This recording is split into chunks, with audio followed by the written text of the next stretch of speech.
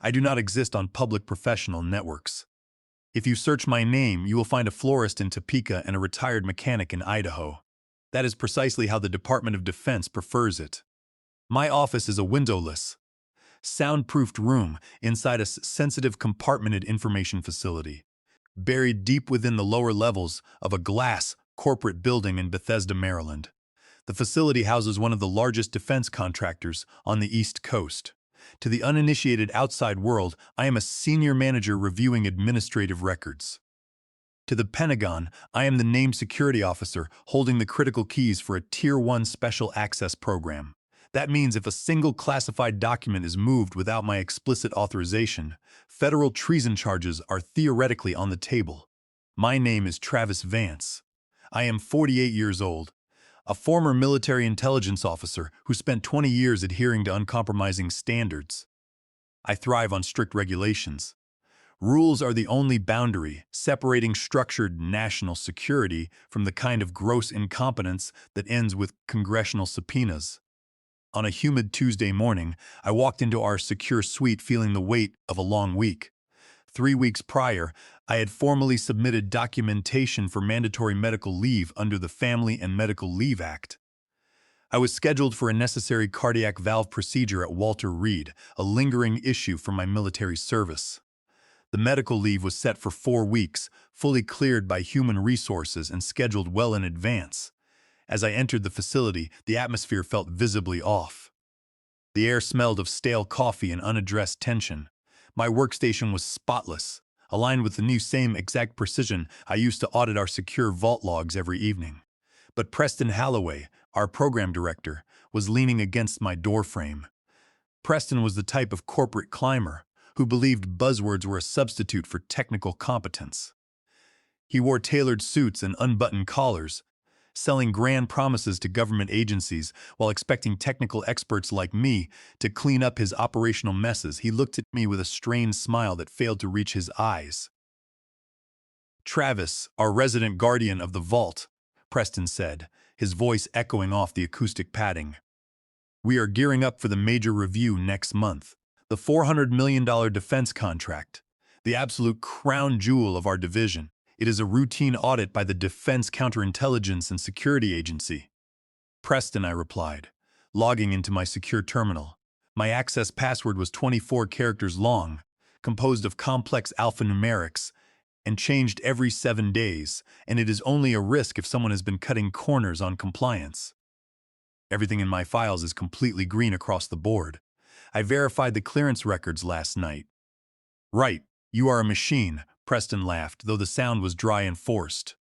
"But listen, regarding your upcoming medical situation, corporate is deeply concerned about the operational tempo. This $400 million contract is the primary revenue stream for the entire facility. If we fumble the compliance handoff while you are away on sick leave, the entire program is cooked." I paused typing. The green cursor blinked rhythmically on the dark monitor. "Sick leave," I repeated calmly. "You mean the federally protected medical leave I earned after working 80 hours a week for 5 years to keep this facility accredited?" "Semantics, Travis," Preston said, waving a hand dismissively. "We just need to be agile and flexible. I was thinking we should begin offloading your primary signatory duties immediately to Toby." I looked over at Toby Miller, a 24-year-old junior associate sitting 3 cubicles away. Toby was a nice kid whose primary workplace skills involved browsing social media and forgetting to lock his secondary terminal when stepping away. Toby did not possess the required top-secret clearance adjudication, let alone the specialized authority required to sign off on classified defense architecture. "Toby does not have the clearance status, Preston," I said, my voice dropping to a firm register. "He is not the named security officer. I am. When the Pentagon auditor reviews our documentation, they look for my verified signature. If they see an unaccredited employee approving documents for a defense weapon system, we do not merely lose the contract. We face federal prosecution." Preston lost his smile. "You are far too rigid, Travis. That has always been your flaw. You think federal directives are the entire mission. The mission is revenue and delivery. We need team players who accommodate operational needs, not gatekeepers who block progress." Just think about how we can smooth this over. You do not want your medical absence to become an operational liability for your career. My health condition is not a liability, Preston, I said firmly. It is a documented medical necessity. The true liability here is your attempt to bypass federal security directives because you failed to hire a qualified backup officer. I will prepare the transition paperwork properly, but I will not hand my security tokens to Toby, and I will not falsify signatory logs. Preston stared at me in cold silence. He gave a slow, deliberate nod. Very well, Travis. Have it your way. Just ensure your files are ready. He turned and walked down the carpeted hallway. I put my hands on the desk, steadying my breathing. As I turned back to my dual monitors, I attempted to open the shared human resources portal to review my approved leave confirmation. The icon was grayed out. A bold dialog box appeared. Access denied. Contact System Administrator. In high-stakes defense contracting, there are no random software glitches.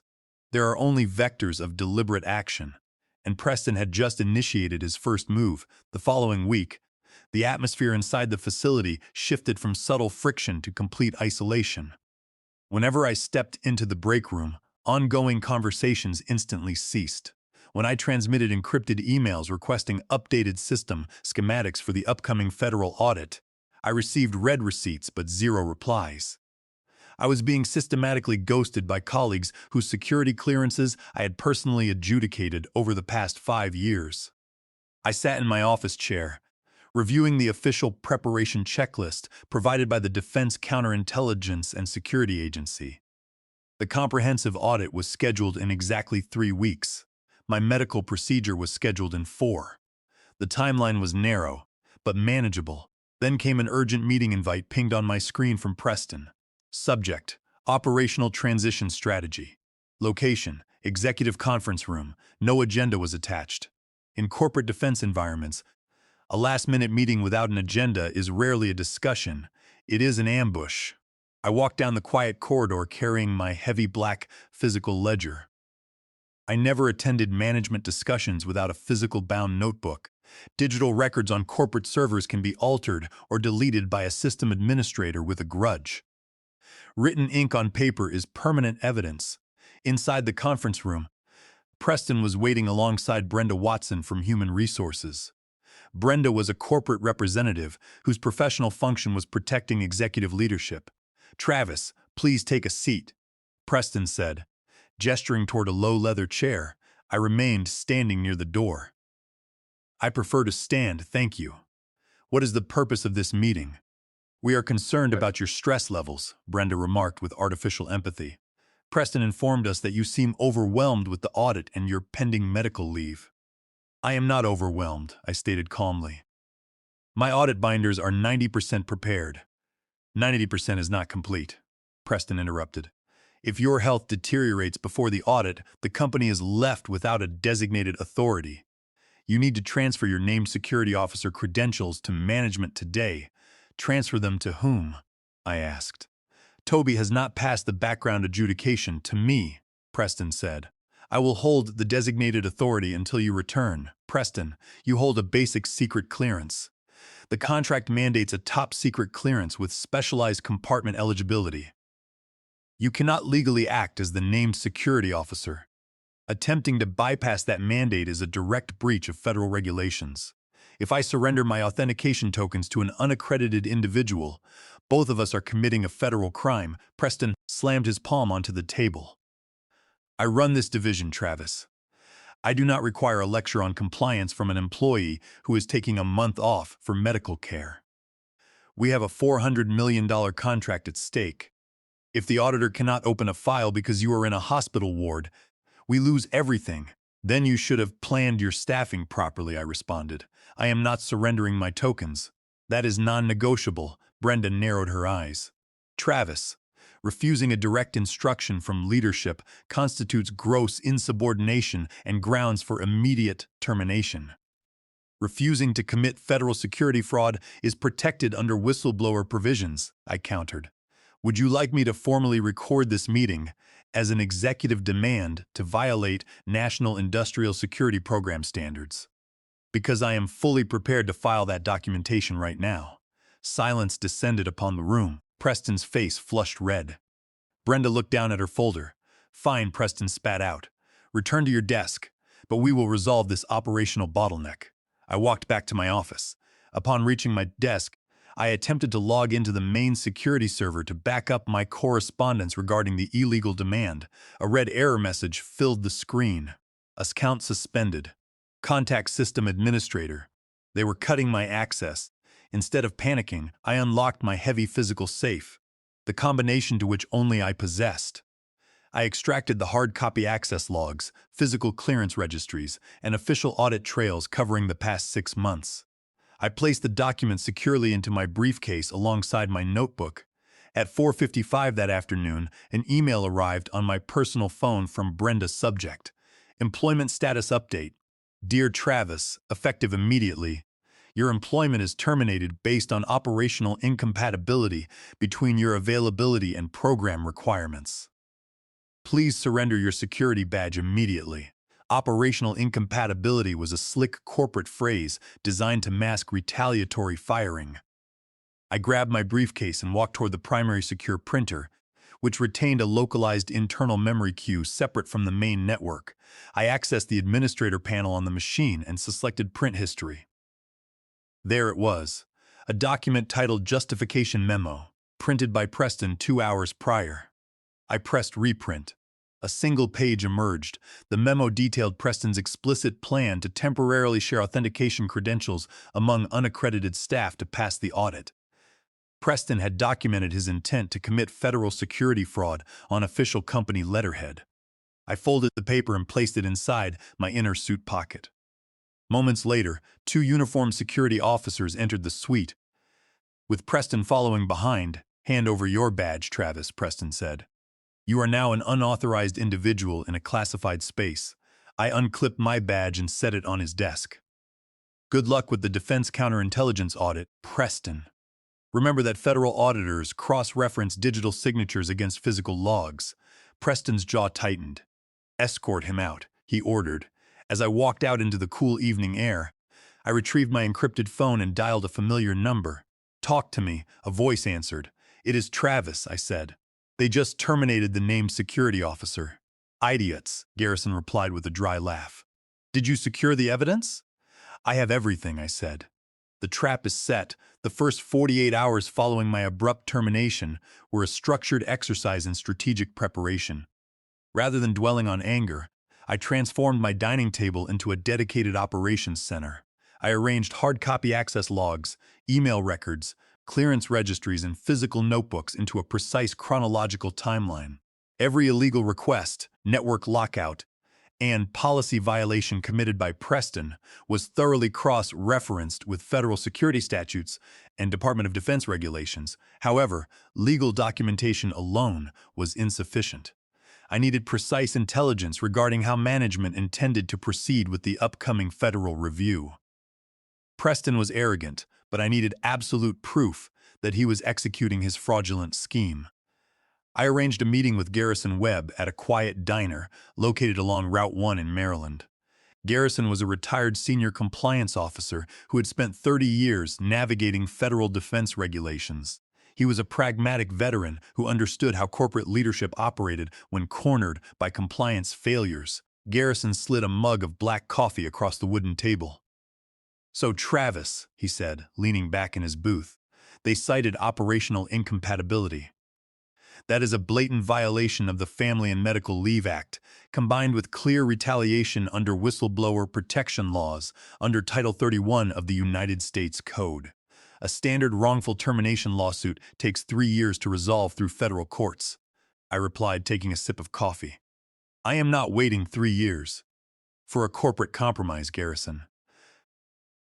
I want their fraudulent operations stopped immediately before they compromise national security." "Vengeance requires immense discipline," Garrison noted calmly. "Do you know their current operational posture regarding the audit?" "I know Preston cannot accredit a replacement security officer within 3 weeks," I explained. "The federal adjudication process takes months.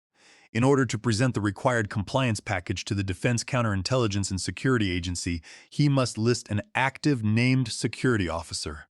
He has 2 choices: admit the facility lacks a qualified officer and fail the audit immediately, or falsify the submission package by using my name and credentials. Garrison nodded slowly.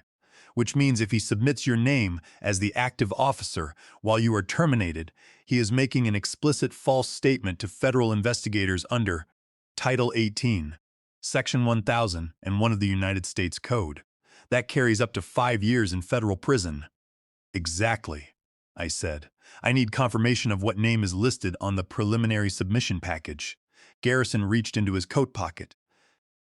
I spoke with a contact at the regional field office this morning. They cannot release classified files, but they can verify administrative points of contact.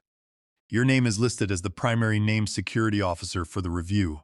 A cold satisfaction settled over me.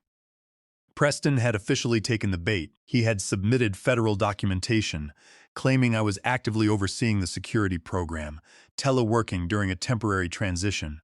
Now I needed real-time visibility into the building on the day of the audit. For that, I relied on Toby's predictable digital habits. Toby was not malicious, but he was careless and chronically overshared on social media platforms. That evening, I checked Toby's public profile. He had posted a photograph of takeout boxes inside the facility break room with a caption reading, "Late night audit preparation. Restructuring vault logs for the big review." I immediately captured a screenshot of the post. Restructuring vault logs meant altering official security records to match their fabricated narrative. I sent a direct message to Toby from a secondary account. "Hello, Toby. I saw your post. Make sure Preston is not asking you to modify digital timestamps."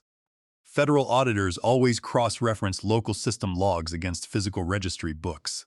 Toby's response came back within seconds. "Mr. Vance, everything is chaos here. Preston reset your main password and instructed me to log into your security account to sign off on compliance forms. Is that allowed? He said you authorized it. I saved the message exchange immediately." "No, Toby," I replied. "That is entirely illegal. Keep your head down and do not sign anything using my credentials." I had my confirmation. Preston was actively using my administrative credentials to forge compliance approvals. He was digging a hole so deep that no corporate legal team could pull him out. The federal audit was scheduled for Thursday morning at 9 o'clock. On Wednesday evening, I reviewed my dossier one final time. I had documented 4 primary statutory violations: unauthorized access to a top-secret terminal, deliberate falsification of government compliance records, impersonation of an accredited security officer, and illegal retaliation against a whistleblower. I placed the master binder into my leather briefcase. My physical health was stable, though the stress of the situation caused occasional chest tightness. I focused on my breathing, maintaining absolute calm and military discipline. I knew that when the audit commenced, Preston would attempt to slide past the initial checklist by relying on pre-approved digital tokens. But federal auditors operating under National Industrial Security Program rules are trained to look for direct physical verification.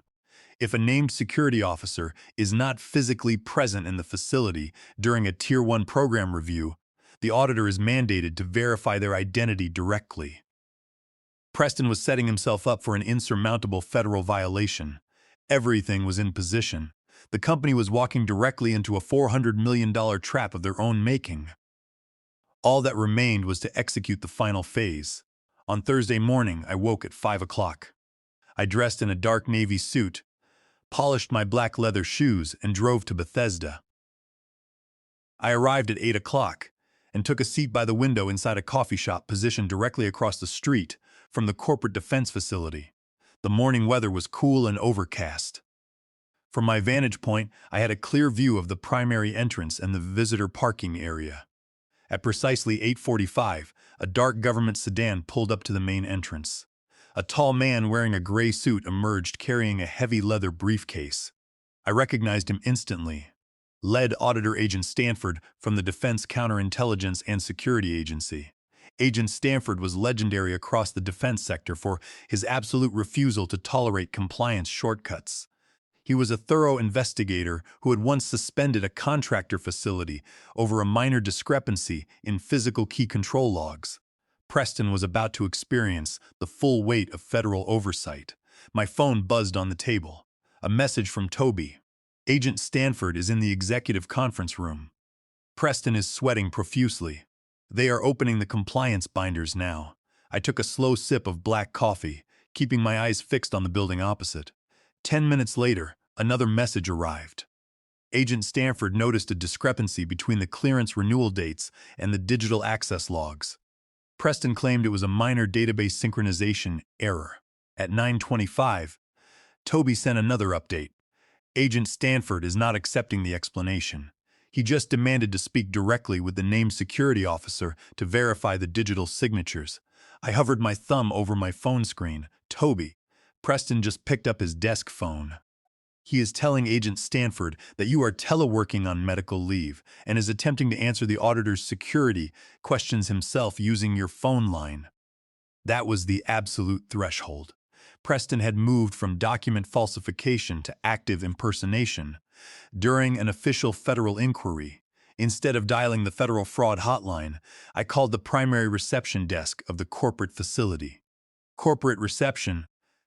How may I direct your call? The receptionist answered. Hello, this is Travis Vance, I said, keeping my voice smooth and authoritative. I was recently assisting with the compliance review. Please transfer me immediately to the main conference room. Speakerphone regarding the active audit inquiry. Certainly, Mr. Vance. One moment, the receptionist, unaware of my administrative lockout, patched the call directly through. A brief click sounded, followed by the open room tone of the conference speakerphone. I could hear the tense atmosphere inside the room. Yes. Who is this? Preston's voice sounded over the line, strained and anxious. This is Travis Vance. I spoke clearly, my voice projecting loudly through the conference room speakers.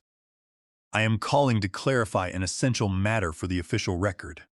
Since I was terminated from my position 3 weeks ago and stripped of facility access, I am deeply concerned to learn that my administrative signatures are being presented to federal authorities today. An absolute, frozen silence fell over the conference room. Who is speaking? A firm voice demanded over the line. That was Agent Stanford.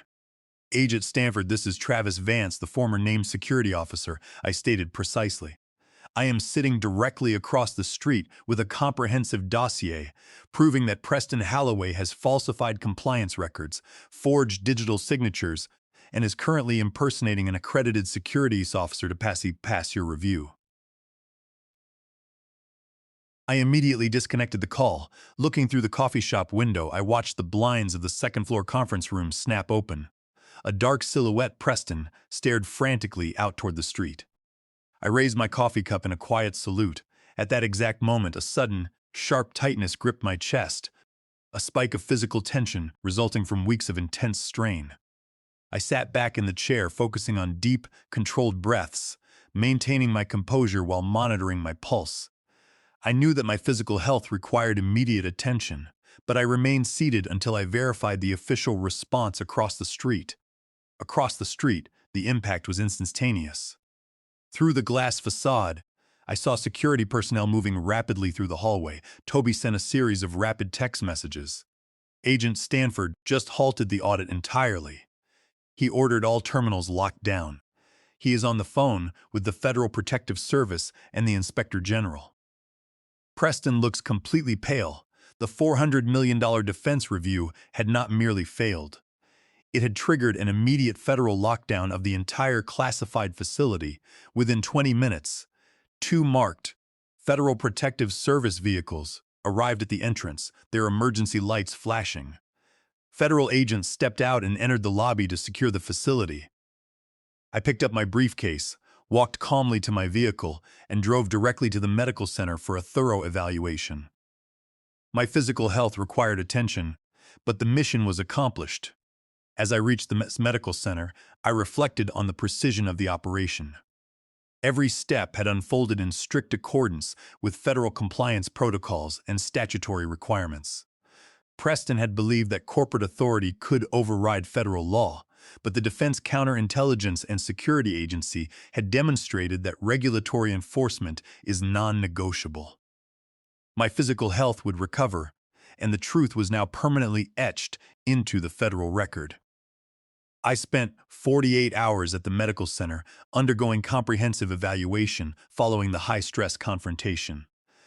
The attending physicians confirmed that the sudden physical strain was a temporary reaction to intense pressure, prescribing absolute rest prior to my scheduled procedure. While resting in the hospital suite, I monitored the unfolding national news coverage. By Friday afternoon, major national business outlets were broadcasting the story. Major defense contractors suspended following federal security audit in Maryland. The Defense Counterintelligence and Security Agency had formally suspended the facility's operational clearance across all active government contracts. The mandatory suspension meant that all classified work within the Bethesda facility was immediately halted. Over 2,000 employees were locked out of secure areas, and the company's stock value plummeted by 35% in a single trading session. On Monday morning, my personal phone rang. The caller identified himself as Clifford Stone, senior corporate counsel for the defense contractor. "Mr. Vance," Clifford said, his voice measured but visibly strained. "We are reaching out regarding the unfortunate events of last Thursday. Management would like to discuss a mutually beneficial resolution. We are prepared to offer a substantial financial settlement alongside a formal separation agreement." "Mr. Stone," I replied calmly from my home office, "I am currently preparing for a scheduled medical procedure. Furthermore, I have already retained legal counsel. Any proposed resolution must address the systematic illegal retaliation and federal compliance fraud orchestrated by your executive leadership." 2 days later, I met with Lyle Montgomery, a prominent attorney specializing in federal whistleblower protection and False Claims Act litigation under Title 31 of the United States Code. Lyle reviewed my binder, including the printed justification memo signed by Preston, the screenshot evidence, and the complete chronological timeline of events. "This is an extraordinary whistleblower case," Lyle said, leaning back in his leather chair. "The justification memo alone establishes premeditated intent to defraud the federal government. Under the False Claims Act, the government can recover treble damages for fraudulent compliance representations, and as the reporting whistleblower, you are entitled to a significant statutory percentage of that total recovery." Over the next 6 months, the legal proceedings unfolded with methodical precision. During formal depositions, corporate executives attempted to isolate Preston as a rogue employee acting without corporate authorization. However, the internal documentation proved that human resources and executive management were fully aware of his fraudulent plan. Brenda Watson was forced to admit under oath that she authorized my termination specifically to accommodate Preston's audit schedule, violating federal employment protections under the Family and Medical Leave Act. The final settlement was decisive. The corporate contractor agreed to pay $2.5 million to resolve the whistleblower and retaliatory termination claims. Furthermore, the company was required to issue a formal written retraction of all negative administrative marks against my professional record, fully restoring my top-secret security clearance eligibility within the Department of Defense Security Registry. Known as the Defense Information System for Security, Preston Halloway and Brenda Watson were terminated from the company immediately. Preston faced a formal federal investigation for making false statements to federal authorities under Title 18, Section 1001, resulting in the permanent revocation of his security clearance across all federal defense programs, with the legal proceedings concluded, and my health fully restored. Following a successful cardiac valve procedure at Walter Reed, I evaluated my professional future. I decided not to return to corporate defense contracting. I had no desire to work inside windowless rooms for organizations that viewed security regulations as inconvenient obstacles rather than vital duties. Instead, I established Vance Compliance Solutions, an independent consulting firm dedicated to assisting defense contractors in establishing legitimate compliance frameworks and protecting internal whistleblowers. My firm quickly gained a reputation across the Mid-Atlantic region for uncompromising integrity and deep regulatory expertise. 6 months after the audit, I was walking through downtown Bethesda following a productive meeting with a new client. As I crossed the avenue near the corporate office center, I spotted a familiar figure stepping out of an employment agency. It was Preston. He wore an ill-fitting suit, looking noticeably worn, aged, and anxious. Without an active security clearance, his career in the defense sector was permanently over. He was now struggling to secure entry-level administrative positions. He noticed me standing near the walkway. For a brief moment, he froze, staring across the pavement. I did not express anger, resentment, or triumph. I looked at him with the cold, objective evaluation I had once applied to non-compliant audit files. He looked away first, turning his collar up against the cool autumn wind and walking briskly down the street into the crowd. I turned and walked toward my vehicle. The $400 million contract was gone, the executive leadership was removed, and my professional integrity remained entirely intact. I opened my briefcase, reviewed my schedule for the upcoming afternoon, and drove home to my family. Looking back on the entire ordeal, I knew that standing up to corporate arrogance was the only acceptable path. Federal compliance standards exist to protect national security, not to serve as convenient talking points for executive bonuses. Through strict adherence to the rules and unwavering discipline, I had protected both my personal integrity and the public trust.